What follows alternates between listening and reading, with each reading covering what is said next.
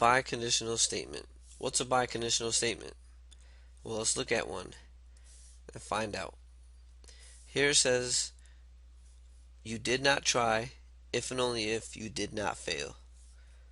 So, in this biconditional, I know it's a biconditional because I have these words here, if and only if. That's how I know if it's a biconditional. And this if and only if separates the statement into two parts. I have the first part here where it says you did not try, and I have my second part where it says you did not fail.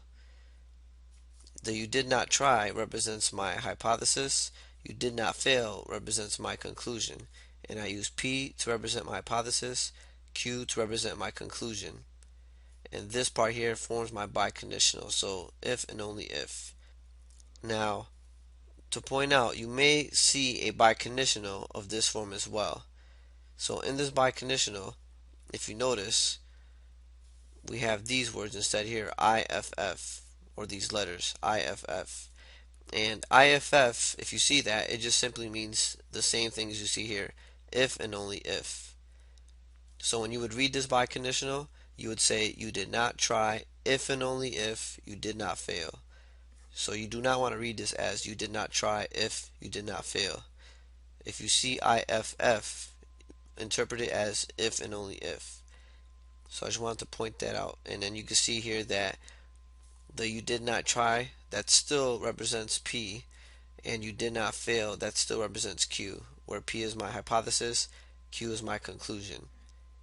If you haven't already noticed, here it says biconditional, and in biconditional we have a prefix bi, and that means two. So two conditionals. The reason why I'm pointing out that there are two conditionals is because a biconditional statement is formed by using two conditionals. So what are those two conditionals? Here's one of them. If you did not try, then you did not fail. So if I were to label my hypothesis, identify those two, you did not try. After the word if is my hypothesis, and you did not fail, that is after then, so this is my conclusion.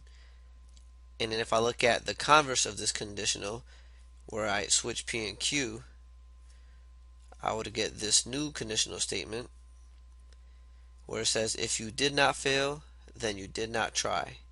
So if I identify P and Q again, if I look at this conditional here, you did not fail, well, that became my hypothesis now, so the position of Q changed after the word if, and then after the word then here, you did not try. Well, that was originally in this conditional as P, so I'm going to label this as P as well. And I can see this right here is the converse of this statement, where I switch the hypothesis and the conclusion. So these two conditionals, my first conditional, my second conditional, such that this is the converse of this conditional, well, these two are basically what created the original biconditional that we have up here.